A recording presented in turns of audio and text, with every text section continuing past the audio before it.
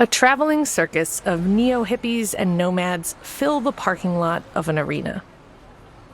Young people and the smell of marijuana spill over into the surrounding streets. It's early April of 1989 in downtown Pittsburgh, a city known for steel and blue-collar grit. But today, it's overflowing with a different type: deadheads. They've come to see Jerry Garcia and his Grateful Dead play 2 back-to-back shows. There's about twice as many hopeful fans as there are seats. Those who can are buying tickets from scalpers.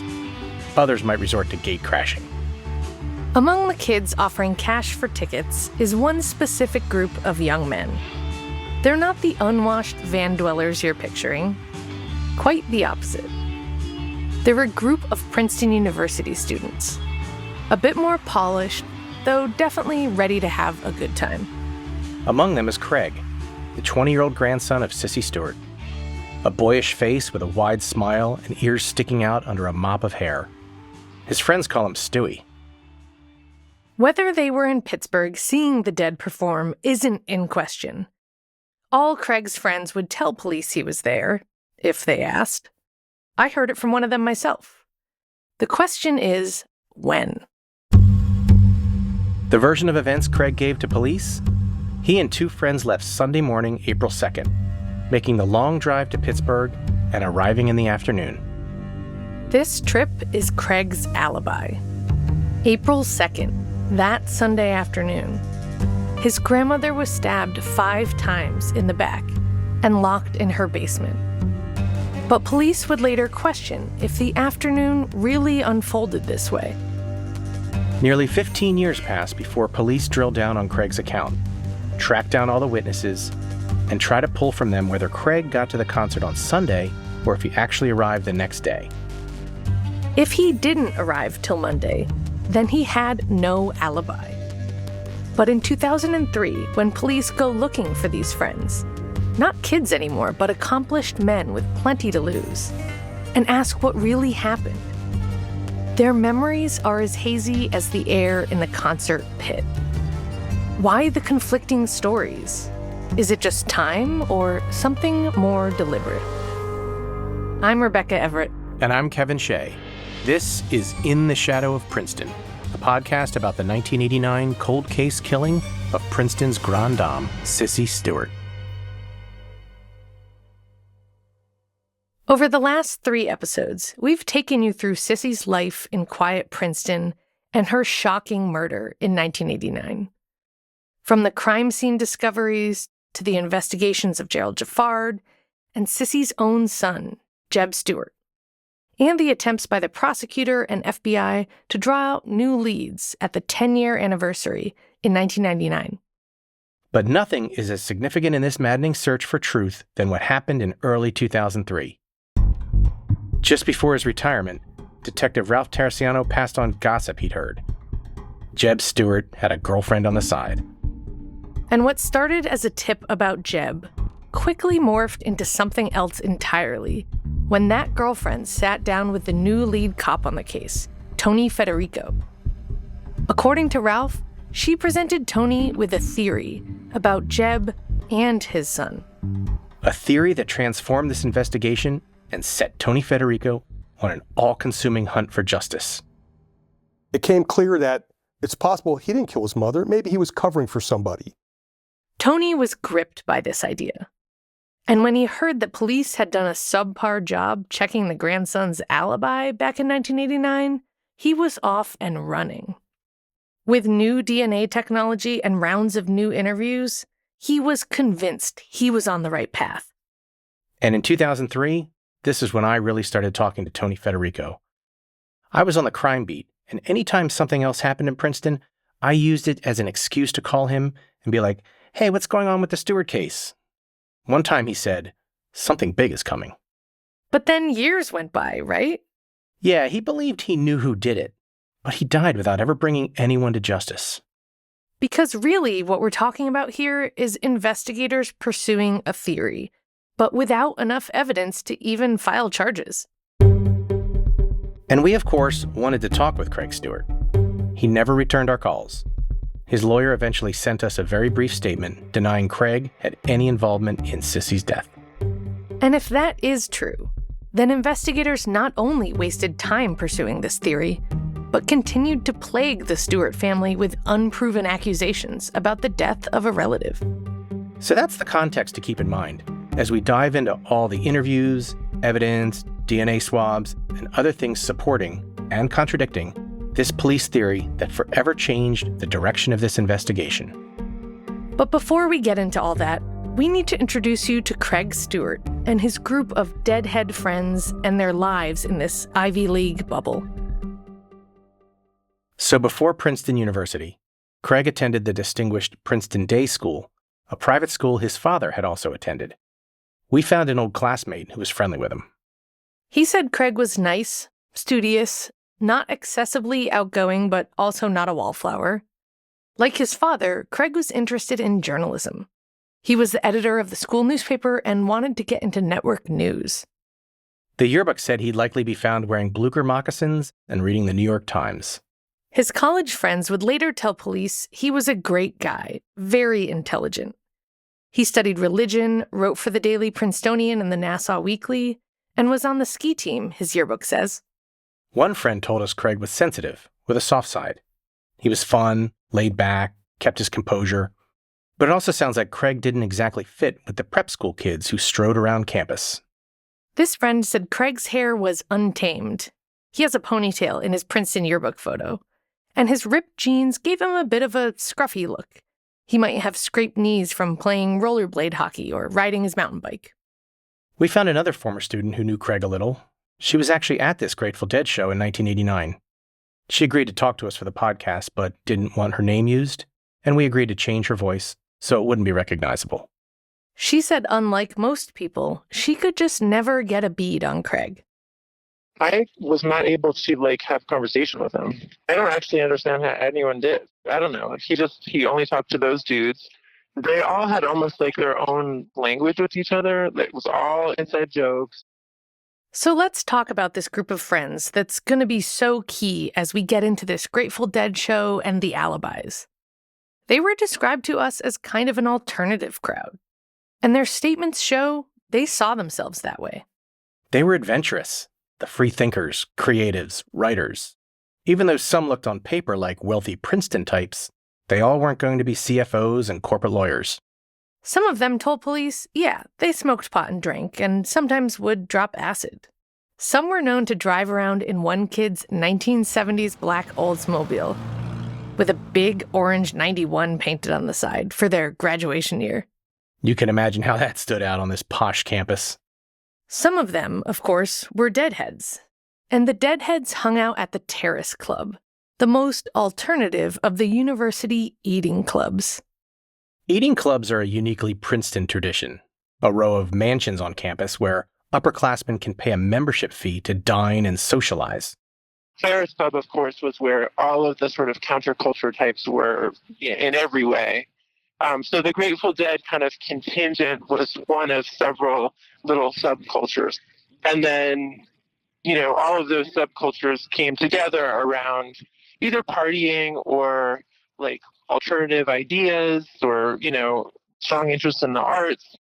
So many of these Princeton deadheads headed to Pittsburgh when they heard the band was playing a 2-night run, April 2nd and 3rd. The first night is actually kind of famous.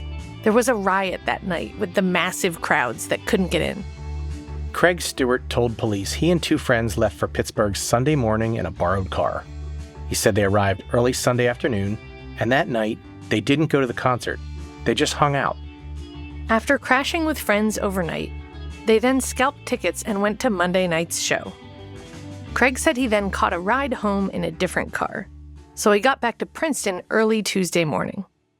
So during those key Sunday afternoon hours, when someone murdered Cissy while she was gardening, Craig was supposedly hanging with friends in Pittsburgh.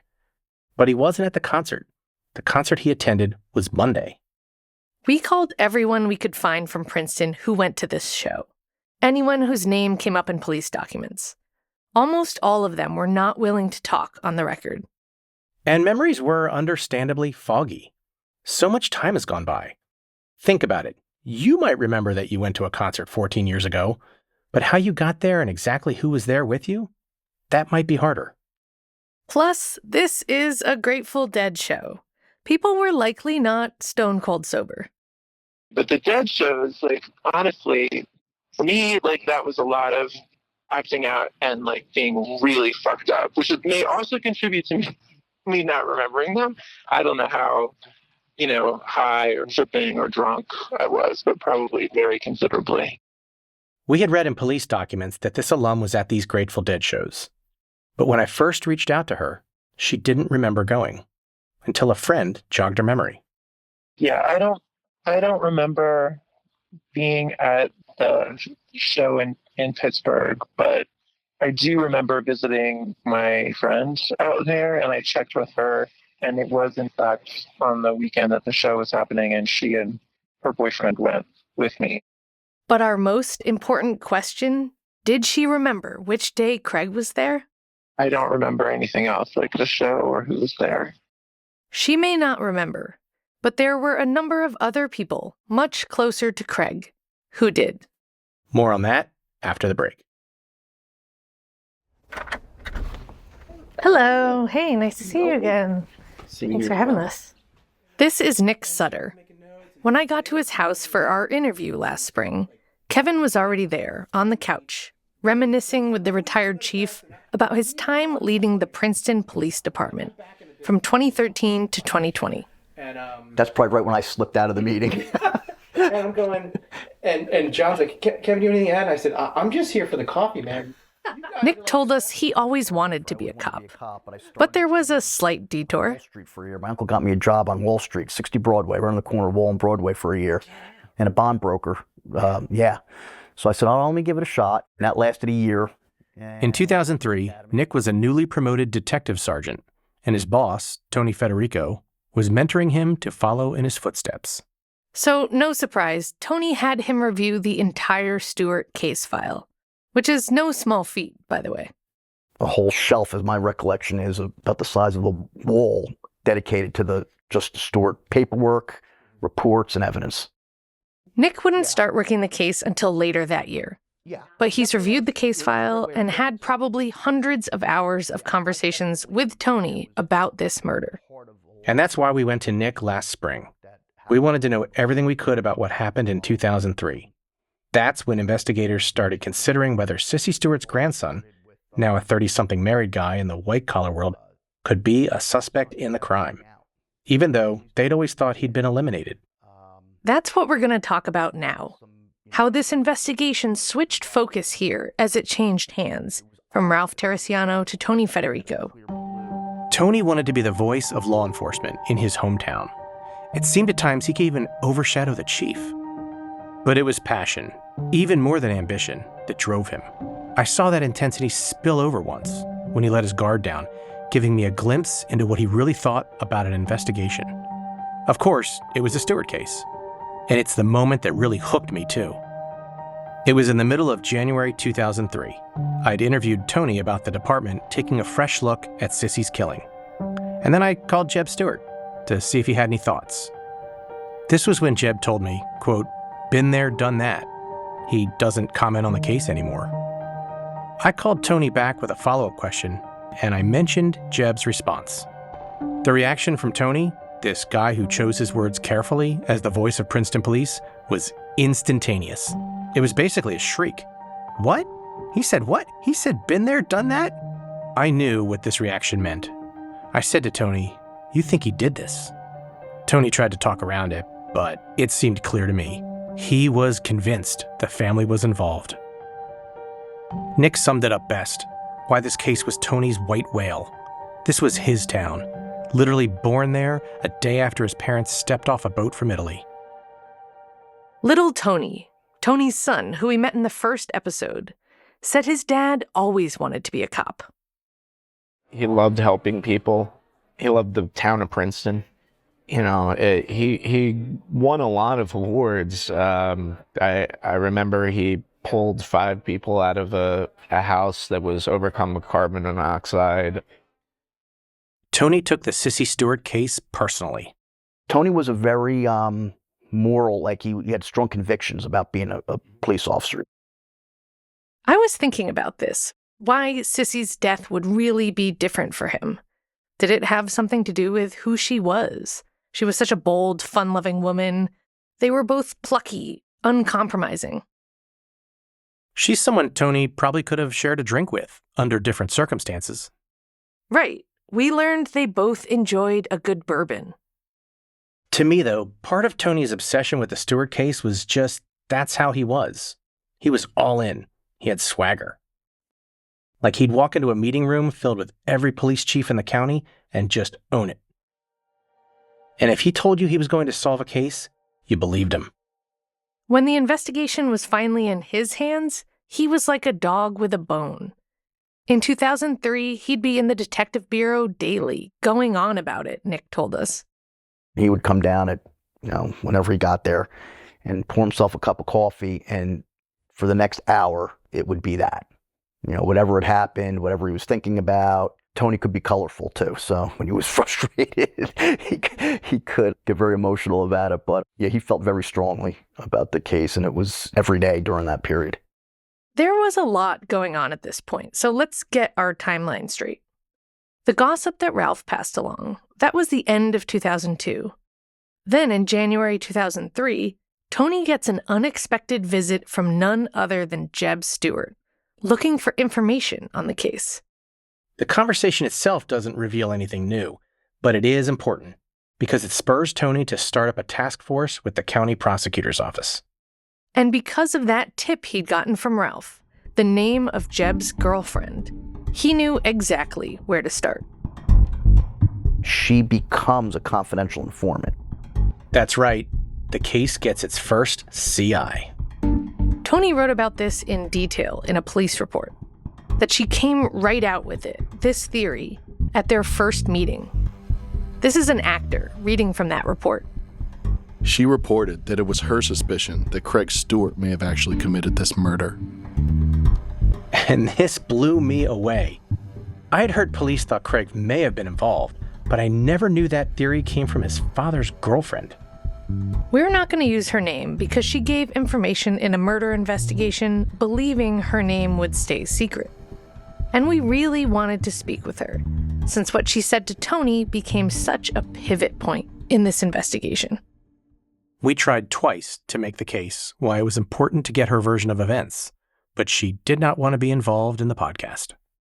According to Tony, whose report serves as our source for his discussions with the confidential informant, she believed Jeb was struggling with a secret, that he knew his son killed Cissy.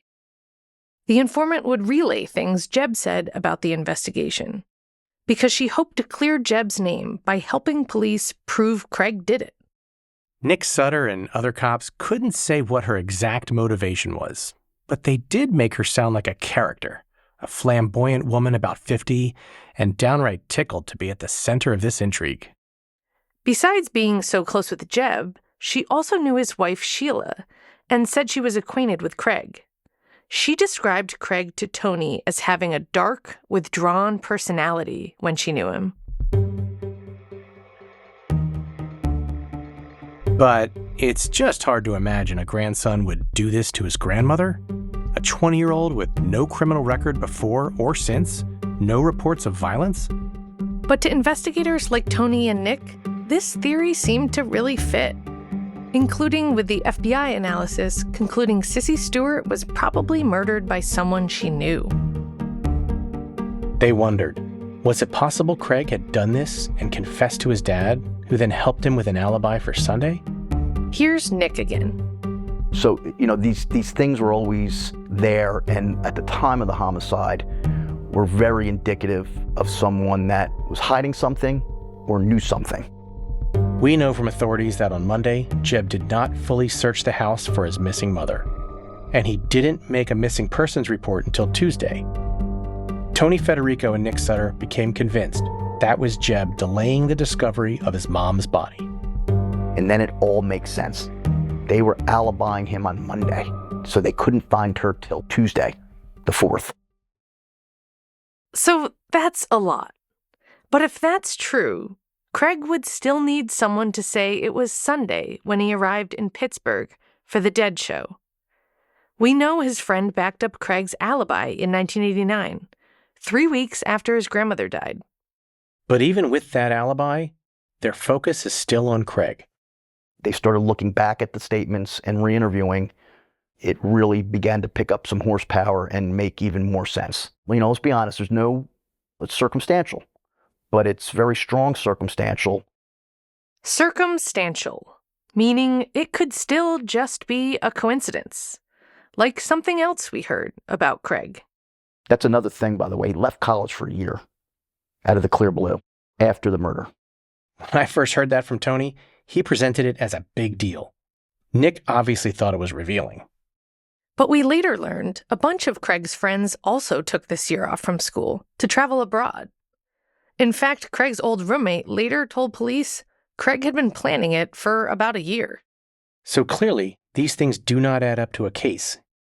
Especially because so much hangs on that alibi back in 1989. But then Tony learned the initial alibi check by then Sergeant Jerry Patterson was kind of cursory. Here's Ralph Teresiano explaining. Tony later told me that in talking to Jerry Patterson, who had at that point retired, that Jerry did the interviews, but he did them over the phone. And I know if that was me doing the interviews, Jerry, as my sergeant at the time, would not have allowed a phone interview to confirm an alibi. You lose a lot by doing a phone interview. You can't tell anything with body language. That alone surprised Ralph, but there's way more to it. We were able to verify police spoke to one of the friends, but we couldn't find any account of them interviewing the other friend in 1989. And Tony's detailed report said the alibi was checked with only one person. We asked Nick Sutter. He has no memory of ever reading a second alibi interview, just the one. I wasn't there in 89, but by today's standards, it wouldn't be done that way.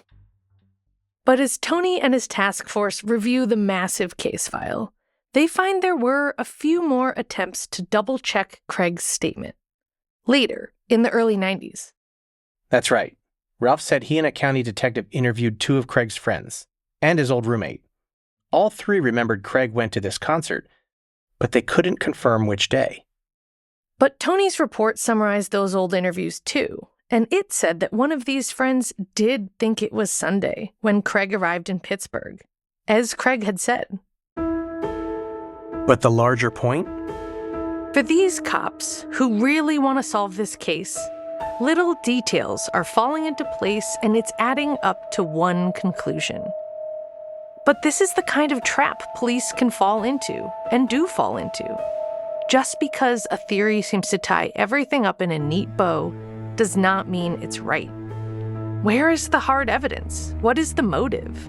Something you could convince a jury or even just a grand jury with. They don't have it. And this is something I have wondered about. Over the last 20-something years, I never knew why Tony was so sure of his theory. Finally, through police documents and interviews with retired investigators, we now know. And it all starts in February of 2003, as Tony Federico and the other detectives start tracking down witnesses. People who could either back up Craig Stewart's alibi or blow it. If they can remember that key detail, whether he arrived Sunday, the day his grandmother was killed, or Monday. So before we dig any further into this complicated alibi stuff, we want to introduce you to the man we call Robert, a pseudonym we're using to make this part easier to follow. He was handsome, suave. He stood out among the artsy alternative crowd he ran with at Princeton, his old friends told us. He took creative writing and loved hockey, and he was a close friend of Craig Stewart. But more than a decade later, he was working in corporate America, in the media capital of the world. Now, we asked Robert for an interview. He declined. We sent him specific questions about the police account of everything he said. He didn't answer most of them, but said in a statement that he has always been truthful with law enforcement about this case. Back in 2003, he's the first witness Tony Federico decides to interview, the person who backed up Craig's alibi in 1989. But Tony is an intimidating presence. Remember, he was a big guy with an intense interviewing style. And Robert is facing him, plus 2 detectives from the prosecutor's office, ready to pick apart his memories for their murder investigation. And Tony is trying to make this guy sweat immediately. He brings up something Robert had said 2 days earlier when they spoke on the phone to arrange the interview.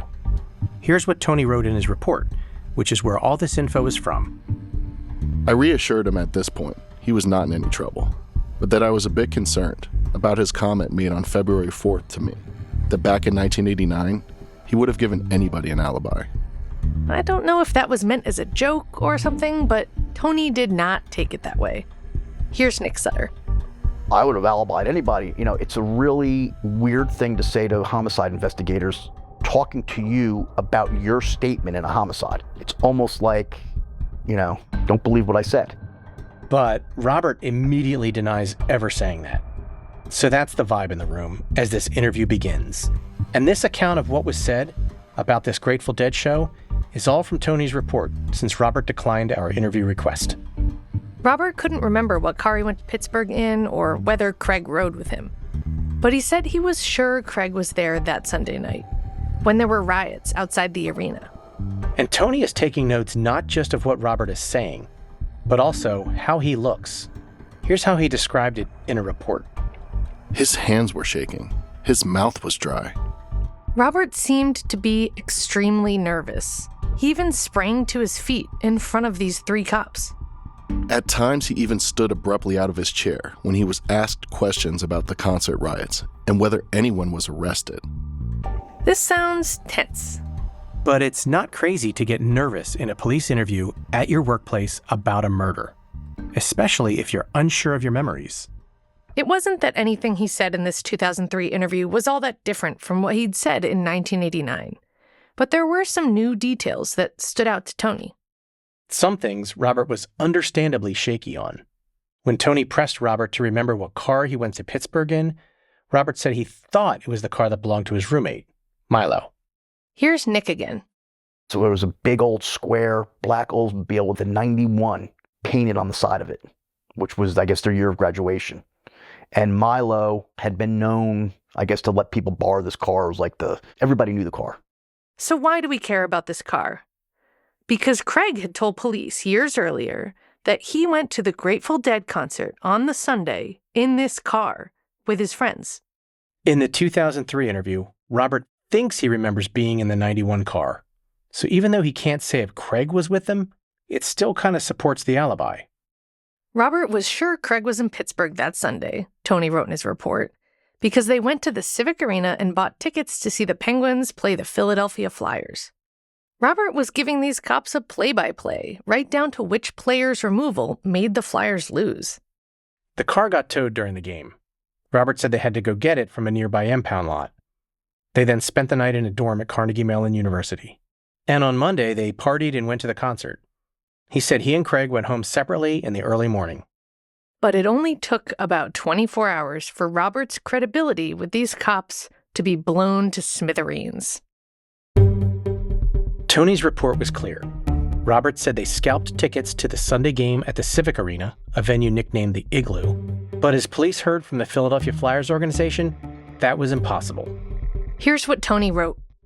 The Flyers office verified that the game had taken place.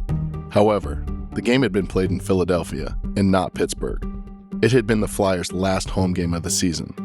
Written verification of this fact was faxed to me and is attached to this report. Not only was that game not played at the Igloo was the venue where the Grateful Dead were playing that night. Right. There is zero possibility that Craig attended that hockey game in person in Pittsburgh. Now, Robert will later deny he ever said this. He wouldn't answer our questions about it. In his statement to us, he said the fact that he was in Pittsburgh Sunday, April 2nd to Tuesday, April 4th can be corroborated by a bunch of people, though he didn't provide any names. But after this interview back in 2003, Tony is interviewing more people. And what they recall about this trip to Pittsburgh, especially this 91 car, immediately casts doubt on what Craig told police about getting to the concert. 2 detectives go to the Boston area to surprise an old friend of Craig's. Another calls up a guy who's living in Europe. Investigators find themselves in the offices of a few big-shot lawyers and media figures. But what they're asking from these people isn't so simple. Tell us exactly what happened on a Sunday in April 14 years ago. And as we hear how those stories differed and, in some cases, changed, we want to be clear here where our information is coming from. After months of effort, we could only get one member of Tony's task force to talk to us, and he doesn't remember any interviews. So what do we have? Tony Federico's reports of what was said, plus Nick Sutter, who was not in these 2003 interviews, but reviewed the documents and discussed them with Tony after the fact. And we tried to interview all of these alibi witnesses. We did get the short statement from Robert, and we were able to speak with a few of them, as you'll hear. After speaking with Robert, police interviewed another pair of friends who also went to this concert. We'll call them Joe and Al. And Joe and Al told police they were the ones who borrowed the car with the 91 on the side and drove it to Pittsburgh that Sunday. If that's true, it contradicts what Craig and Robert had told police. Joe was a Princeton student and a friend of Craig's. He said he picked up Al along the way. Here's Nick again. They were in that vehicle by themselves. Joe and Al agreed they drove together Sunday. They remember selling T-shirts at the concert. So we have this one really unique car, the 91 car, a memorable one, but 2 different groups of people claiming they were driving it. But there's another friend whose account of this concert is so key. The third guy who was supposedly in the car with Craig and Robert on this trip to Pittsburgh. The one who we couldn't verify was interviewed back in 1989. We'll use a pseudonym for him too, Mark. In 2003, Mark was not in New York or Europe or in a C-suite anywhere. He was in a small town in Canada's Northwest Territories. Remote doesn't even begin to describe it. The detectives didn't make this trip. On the day that local Royal Canadian Mounted Police interviewed Mark for them, the high was -11. The Mounties sent Princeton police a video recording of the interview. At first, it doesn't seem like he's going to be super helpful. The police report says he remembers going with Craig and Robert, but did not recall what day of the week the concerts were at all. But later on, in this interview video, Tony Federico saw what might be the first big step toward thawing this very cold case. The Mounties ask Mark if he remembers what car Craig usually drove. Without missing a beat, he has it. A Toyota Camry, burgundy, with a moonroof. And then, on the video recording, the 32-year-old man has what Tony describes as a spontaneous recollection. He says he just remembered. The 3 of them went to Pittsburgh in Craig Stewart's car. He remembered that it was a Toyota Camry. He remembered Craig's car. It's likely the significance of this statement is lost on Mark. But for Tony Federico, this account is huge. Because on Sunday, the family car that Craig usually drove was parked in Princeton. That's what Craig's father and sister told police. So Craig's car was in Princeton at the Town Topics. Yeah. They went on Monday. All indications are from this statement now that, holy Jesus, he didn't go Sunday. He went Monday. Coming up on In the Shadow of Princeton. Now they know the importance of what they said, and their recollections become less clear. And it's a pattern. I went out to California with a detective from Mercer County Prosecutor's Office to get a DNA sample from somebody. If you were going to walk from the campus to a residence on Mercer Street, Yeah, this is probably how you Right? do it. In the Shadow of Princeton is a production of NJ Advance Media. Reporting is by me and Rebecca Everett. Rebecca wrote and produced the podcast. Christopher Kelly and Jeff Roberts are executive producers. Our sound engineer and composer is Blake Maples. James Shapiro is our associate audio engineer. Our voice actor is Matt Stanmeyer. Our website was designed by Alaa Salim. Special thanks to all our sources who agreed to talk to us. You can visit theprincetonmurder.com for more about the story, including photos and other extras. And you can email us at inbox@theprincetonmurder.com. Follow In the Shadow of Princeton. And if you're enjoying it, please rate and review it and help us spread the word.